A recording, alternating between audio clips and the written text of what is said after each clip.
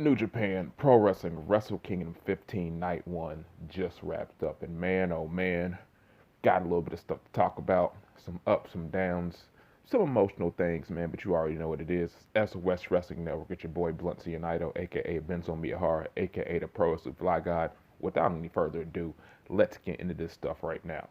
So the first match we had happen on the show, I believe it was the King of the Pro Wrestling, or was the New Japan Rambo. We had Chase Owens, Bad Luck Fale, Bushi, and Toru Yano right here, and Bad Luck Fale won this match without pretty much getting even into the ring. So I was kind of getting ready for work. I really didn't see that, so I know Bad Luck Fale won. I had my eye on a little bit, but this match is about 34 minutes and 40 seconds. So we got Fale moving on to the match tomorrow. So then we actually get to the show. We had the first match on the show, had a 60-minute time limit. Best of the Super Junior winner versus the Super J Cup winner 2020. We had Hiromu Takahashi defeating El Fantasma here in about 17 minutes and 46 seconds with a Hikaru, and he's going to officially challenge for the Junior Heavyweight Championship tomorrow. So it was a pretty good match, I guess. There were the hot spots that were in this match.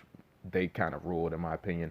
The finishing stretch was really good as well, but everything in the middle was really boring because ELP's act is just really dull at this point. Definitely had a ceiling for me. Wasn't the best match on the show. It was pretty decent. It was good to decent, whatever you want to call it. So I thought it was okay. Thought it was a good match. Next match we had IWGP Heavyweight Tag Team Championships. We had defending their championships.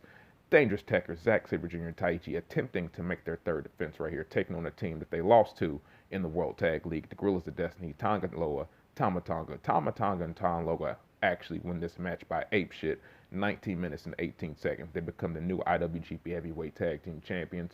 7 times, I believe they went platinum, 7 times, like Kid Rock said back in the day. And they actually used the Iron Finger from Hell on Taichi to get the victory right here. So this was a damn great tag team match with kind of a shit finish. And I'm kind of wondering if they're going to have Zack Sabre Jr. maybe turn on Taichi now, since it was technically his fault for bringing in the Iron Fingers, just like at the World Tag League. So I'm kind of wondering if they might want to do that. So it's something for us to keep our eye on right here.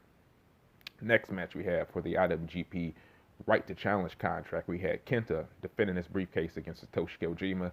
This match was 14 minutes, 12 seconds right here. Kenta wins via the go to sleep, defends his contract. We actually, before this match, get a video vignette from the United States Heavyweight Champion, who has been nowhere to be seen on New Japan TV. So get a vignette from him saying he's definitely going to be challenging whoever wins this match. He didn't say when, but we get Kenta winning this match right here. It was a decent match. This was, I hate to say it, this was in Korakuen Hall. This would be a banger-ass match. It'd have been a nice Korakuen Hall Road to Tokyo Dome main event. But right here, we all kind of knew that Kojima was not going to be the victor and was not going to win this match. And it was pretty much a formality right here. So Kenta gets the victory, defends his briefcase, and he's pretty much waiting for Jon Moxley. And that moves us to match number 4. We got the ace, Hiroshi Tanahashi, taking on and defeating the Great O-Khan here in about 17 minutes and 13 seconds via the high fly flow. This match ruled. This is probably, to this point, match of the night so far. And in my honest opinion, if you don't see O-Khan as a star or has star potential, I really don't know what you're watching at this point, because yeah, this was really, really entertaining stuff right here. And I thought maybe the wrong guy won, but still, O-Khan did look really good in dominating fashion here. He pretty much controlled Tanahashi throughout the whole match, and Tanahashi had to bust out his greatest hits towards the end to beat him. So I could take it and look at it from that way. I wanted O-Khan to win. I thought he might win, but the way they had Tanahashi win, I'm not disappointed with it. So now we move on to the penultimate match of the show. Another damn good match. We got the Rainmaker, Kazuchika Okada, taking on and defeating Will Ospreay in about 35 minutes and 41 seconds via the Rainmaker. That was the big question.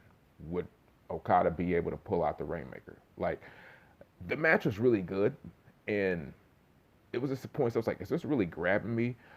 I think it was kind of a situation to where I really don't care about both of these guys. And Ospreay's face while he was in Money Clip was really everything I could hope for and more right here. So he had some good situations, and to me, he just kind of struggles as a heel. That's just my take on that. And Okada, he really never gave a good explanation for why he just randomly decided to give himself a huge disadvantage by not using his finish. The Money Clip was one of the worst moves I've ever seen here in New Japan.